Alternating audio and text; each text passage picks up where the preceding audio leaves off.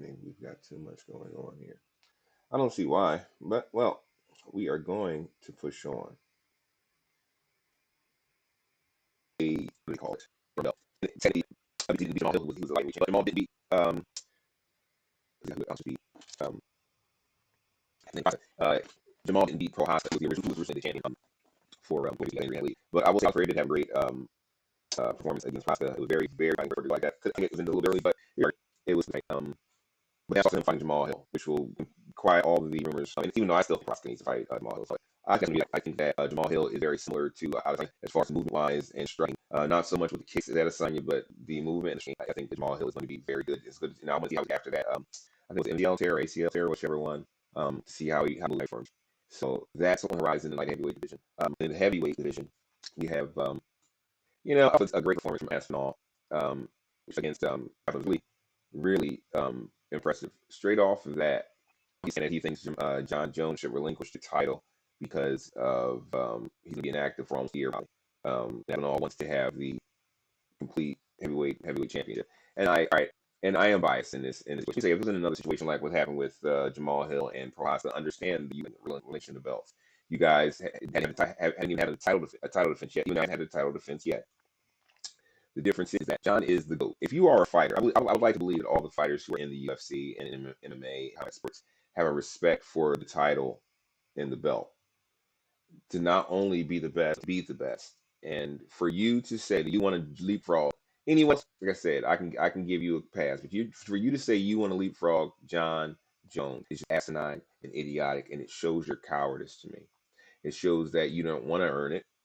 You want to have it handed to you, and you cannot get the belt off of John Jones unless you realize see it. That's why DC, in my eyes, was a champ because he didn't have the belt. John Jones never will be John Jones, not even at a card game. So, it is what it is. Check your encoded settings. Okay, I'm getting a message. I gotta do housework here.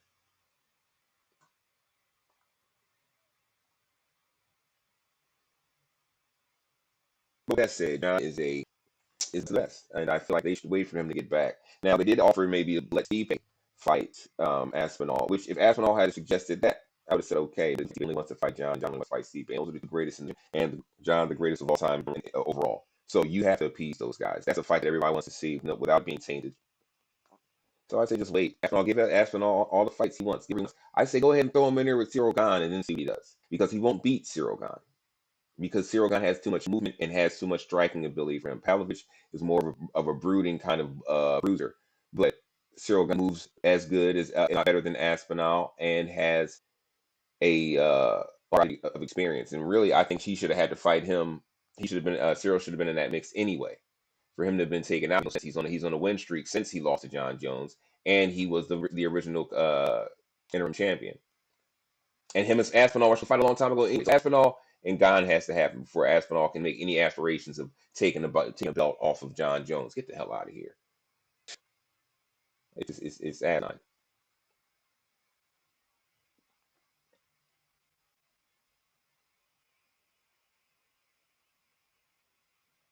I have that too. What are you talking about?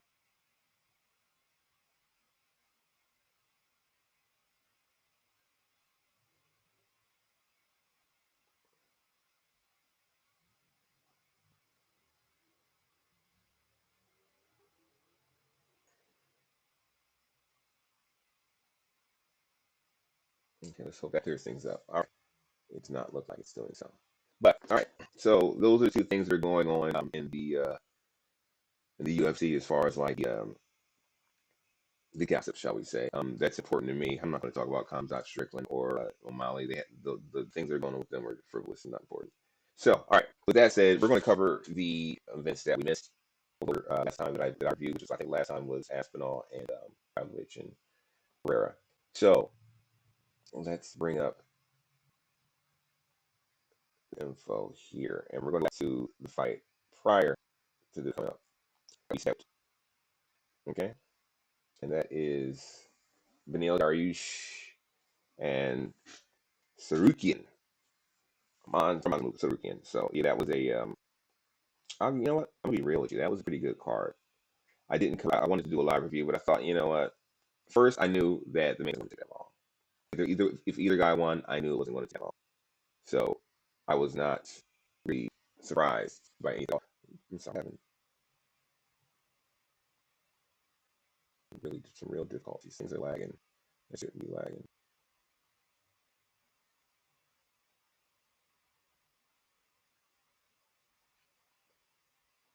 I don't know what's going on. They always seem to have her. Jesus.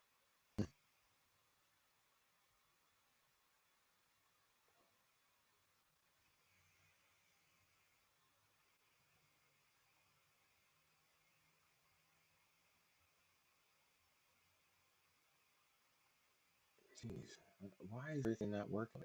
But yeah, okay. Anyway, we have it was a pretty good Garden State getting back in the win column, which was amazing. The rest of the undercard was underwhelming to be honest. But they were okay fights. We saw some submissions, we saw some knockouts. But no one's really setting the world on fire. And let's be honest, basically base washed out. She's just fighting for a check these days. Trying to claim she didn't even make it to the main card. Now, the main card was once again good. Unfortunately, lost to Dan Hooker against Bobby Green, which I thought would have been pretty good. But I think this matchup was better. It ended with Jalen Turner against Bobby Green. Um, the fights were, like I said, they were, all the leading up to the main fights were pretty kind of low key. Seeing Clay get back in there fighting was surprising again. While Joaquin Silva, him and they had a good fight going back and forth. But I'm kind of tired of Guida. I'm kind of tired of bringing back the old guys just to bring name recognition he doesn't have with the fight now. But uh, that being said, it was a pretty good fight. Now the top four fights were pretty good fights. Sean Brady against Kevin Gastelum was a with Kevin Gastelum, who was a former top contender in the welterweight in middleweight division. Now I'm welterweight and trying to see if he can hold himself on these smaller guys, and it's not going well. He put a clinic and really kind of it started off pretty close pace on the hands, and then Sean Brady just threw down and controlled. Now you see that Kevin Gastelum, though he's a stocky fighter in the middleweight division, him dropping that weight kind of that power and that pop he used to have, but it was a good fight. But it ended up in a submission with Sean Brady. I believe he caught him in an armbar. No, he caught him in the rear naked. So it was a good fight. Anyone want to check it out? It was pretty worth checking out. Um, Move on to one of the two fights that I mainly want to see here. Okay, and that was the debut of Davison Figueroa at bantamweight after having a super easy time at the strawweight division, and ran into Brandon Moreno, and they had a unbelievable trilogy that will never be forgotten, and that really put that weight class on the map. But now him moving down is really a move, and I wanted to see how it goes. And they put him in here against Rob Font, who is definitely a solid, who's had a couple of good fights recently. He's a hitter, a puncher. Let me say, man, Davidson took his shots, nothing, and did the same thing he did in the strawweight division and walked through them. I mean, really, it was just it wasn't completely one sided, but it was definitely an obvious victory that went to a decision with Davidson. Now, Davidson needs to need to work on his power a little more. He lost a little of that power moving up, but he needs to work on his power a little more, and he would have put Fine out early.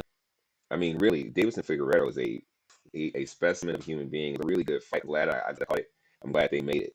Um, and for that not to be like that could have easily been the second fight or any of these smaller cards, not the big ones. Even one of the big ones, it could be a card on the strawweight or bantamweight champion card. But really good fight. If once again, if you could check out stuff, they have that online. I don't know what they do in our comments. Now, the fight that I was waiting to see for the night was Jalen Turner against Bobby Green. Like I said, it was a replacement for Bobby Green. What's his name? The Australian. I said his name. Dan Hooker. So Dan Hooker, who's had a bit of a pop win wise recently. He's had some pretty good brawls in the past. He's a well name. He definitely has great recognition in trades with Israel Adesanya. Other good friends. So that would have been a good fight, but this Jalen Turner is, if no one has watched him, Jalen Turner's the real deal. He's a real solid fighter. He's had two hard losses recently, but even Dana knows you couldn't let this guy go. Bobby Green, speaks for itself. 31 wins. He's fighting forever. He's homeless. He fought from being homeless to being one of the top contenders in the light division. Just couldn't get over the hump. Got a fight against Islam Makhachev and taking it short notice for I forget who he stepped in for. but and didn't fare well, and hasn't really gotten a shot at the title again. He's trying to work his way back up. He runs into Jalen Turner, who's falling back. Turner put the brakes on that man. Jalen Turner is like his unbelievable aim accuracy and punching power. He caught um, Bobby with a clean shot, clean straight left, if I remember correctly, and then beat the back, mounted his back when he fell, and then beat his head in until the ref stopped it. It was a which is, let me say also, I don't like the being able to get on someone's back and just punch them until they give up. Like, I feel like that should be you should get a point for that, and it should be stood up. That's not that the back mount, unless you're doing a rear naked or working towards a submission. The back mount should not be a strike position. It should be a point, and then stand them up, or no, or a point and stand up. But with that said, he beat Bobby Green as I thought he would. And can we take Bobby out of the argument now? I like Bobby, but can we take him out of the of contenders, please? Because he's just somebody who has someone else's name and numbers, and I'm not here to see that. I'm not here to see that at all. If I'm down, the UFC wants to slim down the roster and have better fights rather than have a whole bunch of nobodies out there just padding numbers and giving no real parity in the weight division. But with that said, great fight. Turn around knockout in the first round. Now, Danilo Dariush's return after losing to Makachev, he was too. I think Danilo got a title shot. He should have, but never. Let's see who was. Vera. That's also a great fight. Round of knockout. Seems to be in here. I was going to fast. I knew it was going to knock him out. Or knock him out, and it was going to be quick. And I literally started hard before I left the fight. I went back in, watched him get knocked out and locked out. But Armin, why do I have problems with his name? Sarukian. Sarukian is a real deal. He has real power and he has real technique. And he, if I remember correctly, threw a knee that when he had him, he caught Benil in a Muay Thai clinch, tried to throw a knee that grazed him. Benil, dipped back and broke the clinch. That effort clinch left him right there at the end of Sarukian punching distance, and laid a shot on him. He was out before he hit the ground, and hammer and fist, boom, baye, and it's over. So um, I think this kind of takes Benil out of the real ring. Also, I mean, who is left for him to fight? And he had his shot at Oliveira. He didn't get a shot at Makachev, but Makachev is a beast. Makachev is not gonna. If this is what happened with Sarukian, you don't want any of Makachev. Benil, I mean, but I think you're out of the rankings for now. It was a great fight. Thanks for showing up, but it doesn't deal. So that said, that was a pretty good. Dariush Sarukian was a good card. A lot of names there, a lot of good fights. Now this one tonight is gonna be a whole different setup. I don't think it has as many notable names as that does, as that card did. But there's what I'm seeing is a lot of Asians on this card. Let me see, where is this enemy at?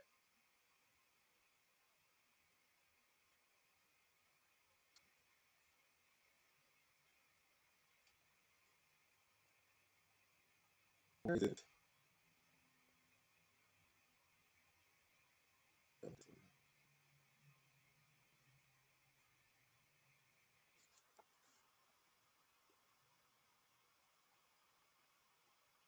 Oh, Apex. Okay. For a lot of Asian fighters on the card. That's the problem that I actually like to see more minority fighters come in, but there are a lot of Asian fight cards. Just saying. Tatsuro Taro, sorry. Park Hyun Song Song Yadong with Mary, Sergi, and Park Young Young. So I mean, like a lot. For me, it's a long time. That's the most I've seen on the card, but that's great. With that said, don't really see fighters. I'm not saying don't lie, but the name on these cards are just not really my fancy. Jamie Malarkey, pretty good fighter. Not Hafrat, like they're nobodies. They're not. The only chance of them doing anything is getting a fight. Yeah, Anthony, nobodies. He's not any kind of attention. He's just there to tease. I'd rather listen to him on the radio on the YouTube with uh, Michael Bisping than Believe You Me than watch and hear the things he said about John Jones recently about John Jones jumping it over. Just beat the piss out of you, and it was no dope, nothing. He just beat the because you're not as good a fighter, and John great all times. Suck that up and deal with it. But your song is a pretty good and it's a fighter. And Chris Boudy, I don't know too much about him, but he's not really, nothing flashy. Song Yadong is on a high rise with the UFC right now, and he's a good fighter. He's an exciting fighter as well. As Song Kenan is is a pretty good fighter on the preliminary card. So they're worth it's worth giving it a gander. If you miss it, who cares?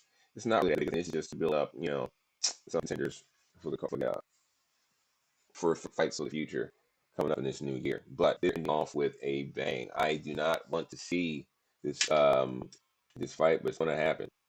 I want to see it. Edwards against Colby Covington, and this is actually the first time I'm looking at this card right now. So we're gonna start at the bottom and see from the undercard. See if there's anybody. Lucas Andrade is a guy to watch against Ari. Just so who I do have no idea. That's all I see in that card that's worth really looking into. Alonzo Menafield is an up-and-comer, but I don't think he's not particularly exciting. But as a main early prelim, I think that'll be a good one. Also, Josh Emmett was supposed to fight Giga Chikesa, which I think is a very good fight. But Giga got an injury. He's a very complete fighter. I think he's on the rise. He's one to watch, really. But Giga got a injury. Oh my gosh! So bitch ass Bryce Mitchell steps in to try to get an easy win. I've never rooted for Josh ever, but please fucking punish that bitch. Please knock him the fuck out. Crush his fucking spirit.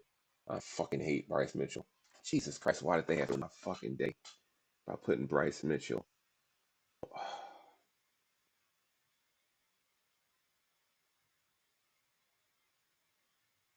Damn. Damn, that pisses me off. Ruined my day. So now I have to watch that via prelims, but I was going to do that anyway.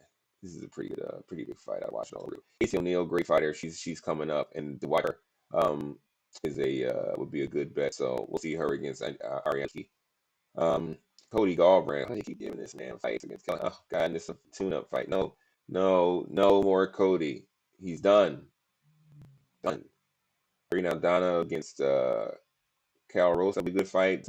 And then the bantamweight division, a lot of opportunity to get toward the title. And then bitch ass Mitchell against Josh Emmett. Oh my God, I hate Bryce Mitchell. Josh Emmett, if you don't win, just retire, leave, go live in the hills. All right, now the main card. This looks to be stacked.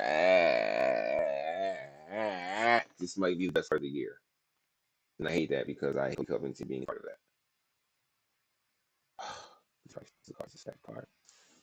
At the beginning of the main card, at the bottom of the barrel is Vicente Luque and Gary. Wow.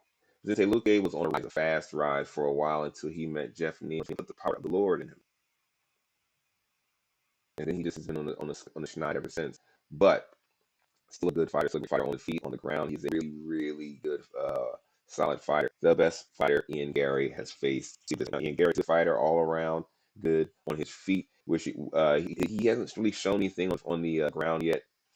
Fighting off back, which I'm not expecting this. I'm not expecting Luque to do that. I think Vicente Luque would be smart to do that, but I don't think he's going to do that. He's going to try to stand when they're going to try to have a gentleman off because he's proven himself to be such a douchebag and piece of shit.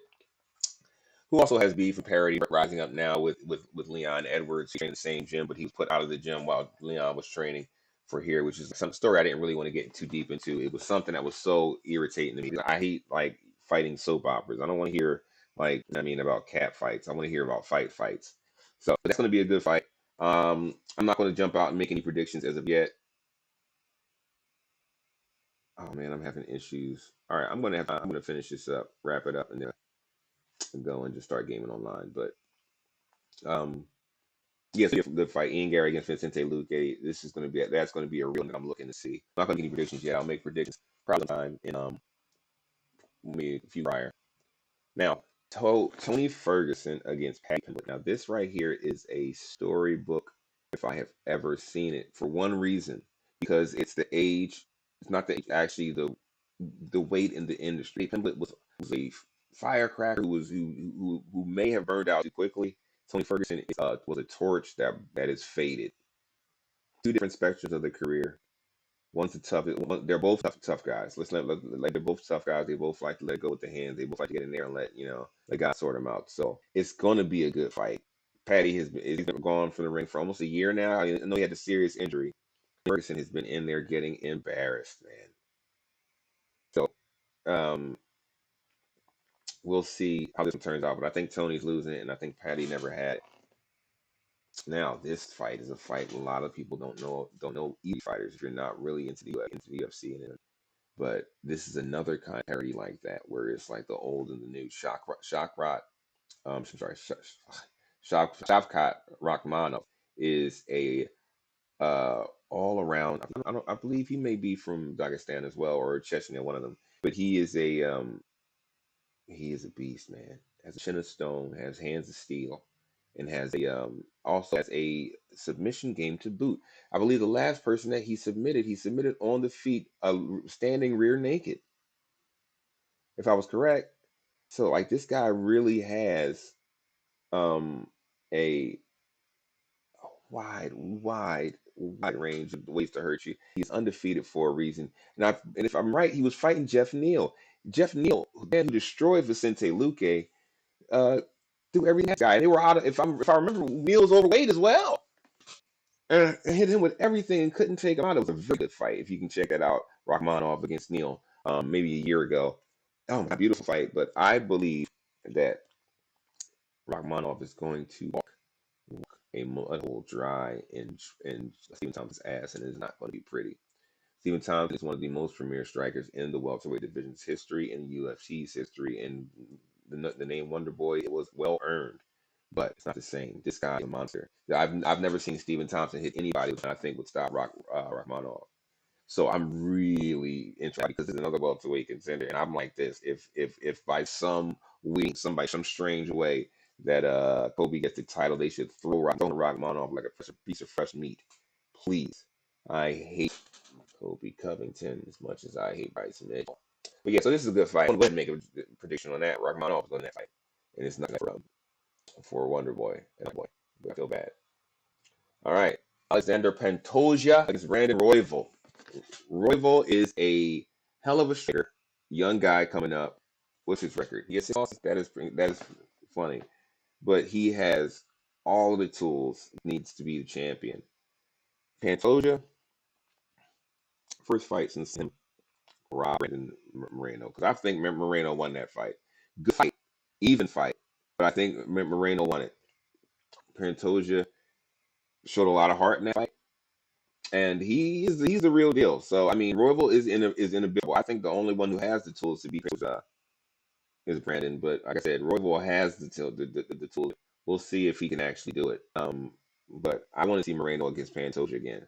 Brandon Moreno has some of the most fucking legendary fights ever. I love that dude, man. Like I can watch him fight all the time, and he's a good guy, which even makes it easier. And he's a humble guy, which even makes it better. So in this fight, I think Pantoja is going to have a pretty good time against Brandon Royval, and but it's going to be a good fight, and can't wait to see. Honestly, I would have put the Rachmanov fight as the other part to this, but they're trying to build up Pantoja as a name. Main event: Leon Edwards versus Kobe Covington. Everybody knows how I feel about Kobe's bitch ass. Kobe is a bitch. He is a bitch. He's going to get in there. He's going to go try to hold Leon down. But like Usman thought he was going to do, it doesn't work that way. Leon has been working vigorously since he lost the first time to Usman, and has become a much better wrestler, especially better in the clinch. And this is what Kobe Covington's go-to. So I think he's really going to get surprised because he can't hang on the feet. Just can't. And Kobe's going to try to smother him. I don't know, man. You couldn't hang with Usman in any shape or form, and he beat him twice. I know that math doesn't really mean anything in MMA, but I'm sorry, you're going to have to show me something, Kobe. You are a consummate loser. You've won nothing, never will win anything. So yeah, we know who we're rooting for. Let's see it. Let's see a good fight from everybody, and I think we will. It'll be a great card. And check out the card tonight with Song and uh, Gutierrez. A couple of good fights on there. I want to thank anybody who did tune in and watch. I want to thank anybody who ever tunes in and watches. And if you do follow, like, and give me a share if you can. But we also more so comment. I'm not here to get famous. I'm here to talk to people. I want to talk to people and hear their opinions, and I want to get my opinions and see how they react to them. So this is your boy Apology. I am the Philly Special. This is the Apologies Network, and I want to thank everybody for showing up. Deuces, holla at you, boy.